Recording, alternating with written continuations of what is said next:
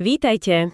Dnes sa pozrieme bližšie na jednu horúcu tému a to sú teda veľké zmeny v našej finančnej legislatíve, ktoré by mali platiť od januára 2026.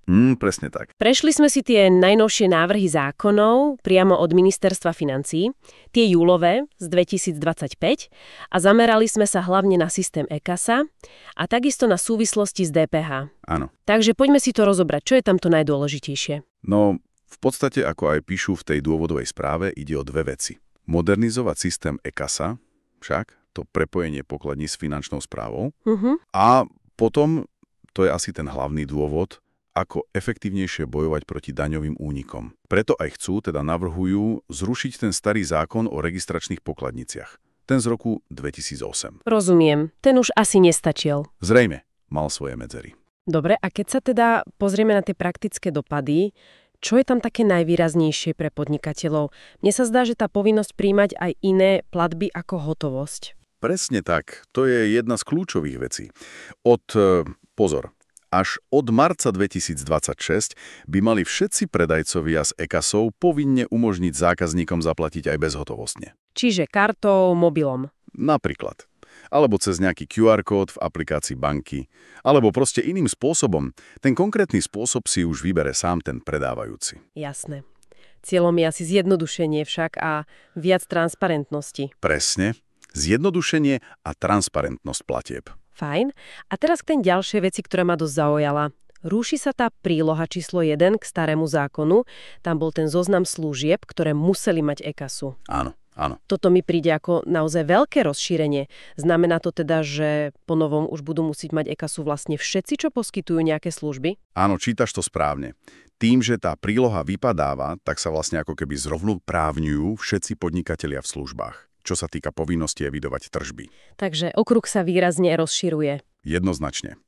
A ten systém e-kasa má aj svoje technické požiadavky. Na to netreba zabúdať. Napríklad sa tam spomína tá hraničná doba odozvy. 5 sekúnd.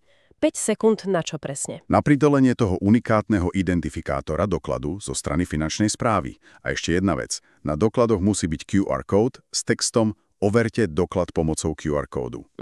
Aby si to mohol ktokoľvek overiť, aj zákazník. Presne tak. Či to bolo riadne zaevidované. Dobre, ale vieme, ako to chodí s technikou. Však vypadne internet. Alebo ten systém finančnej správy proste neodpovie do 5 sekúnd. Čo potom? No, zákon na to myslí. V takom prípade podnikateľ normálne vystaví tzv. Offline doklad. Proste paragon. Klasický bloček. Áno, dá o zákazníkovi. Ale tie údaje z neho musí potom dodatočne poslať do e-kasy. Hneď ako to pôjde. Najneskôr však do 30 dní. A čo ak je problém na strane finančnej správy? Ak sú problémy u nich, na finančnom riaditeľstve, tak tá lehota sa predĺžuje. O 96 hodín od momentu, kedy oni oznámia, že už je to v poriadku, že prekážky odstránili. To je dosť času navyše. Áno. A ešte zaujímavosť. Zákazník môže súhlasiť, že mu stačí poslať doklad elektronicky, nemusí sa tlačiť. To je praktické. No ale keď si to tak vezmeme, tých zmien je naozaj dosť. Širší okruh pre e-kasu, technické nároky, bezhotovostné platby, to asi znamená, že mať spoľahlivý systém bude kľúčové. Určite. Podnikatelia budú potrebovať niečo, čo im pomôže udržať si v tom prehľad a splniť všetky tie nové povinnosti. Či už nejaký pokladničný softvér, alebo aj niečo na faktúry a financie celkovo. Napríklad existujú aplikácie ako Faktúrko na webe www.fakturko.sk, ktoré by mohli v tomto smere pomôcť. Áno, mať dobrý systém na evidenciu bude naozaj dôležité. A hlavne, celé to súvisí aj s DPH. To nesmieme zabudnúť. Ako presne? Tie podklady spomínajú aj veľké zmeny v zákone o DPH. Ten zákon 222 z roku 2004 navrhuje sa napríklad úplne nová základná sadzba DPH. 23%. Až 23%? Áno. A potom dve znížené sadzby. 19% a 5% na nejaké vybrané tovary a služby. A práve tie dáta z e-kasy sú kľúčové pre DPH. V akom zmysle? No predsa pre správne určenie základu dane a výšky samotnej DPH, ktorú máš odviesť štátu. Všetky tie presné údaje o tržbách sa musia potom ukázať v záznamoch a hlavne v kontrolných výkazoch DPH. Aha, čiže finančná správa bude mať ešte detailnejší prehľad na kontrolu. Presne tak. Budú môcť lepšie párovať údaje a hľadať nezrovnalosti. Očakáva sa teda lepšia kontrola. Takže nové sadzby DPH na jednej strane a na druhej strane podrobnejšie dáta z e-kasy.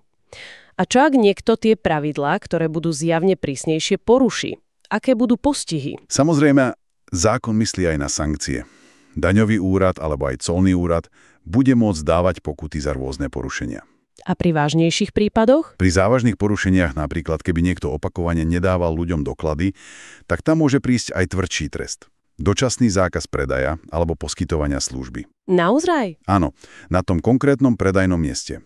A to až na 72 hodiny. Fíha, tak to už je citeľné. Dobre, skúsme to teda zhrnúť na záver. Keby sme mali vypichnúť tie najdôležitejšie body pre podnikateľov z týchto návrhov, čo by to bolo? Takže od marca 2026 povinné bezhotovostné platby, od januára 2026 rozšírenie e-kasy na skoro všetky služby, potom tie nové sadzby DPH a zrejme aj prísnejšie kontroly vďaka tým dátam. Áno. Vyzerá to tak, že prípravu naozaj netreba odkladať. Určite nie, včasná príprava bude naozaj kľúčová.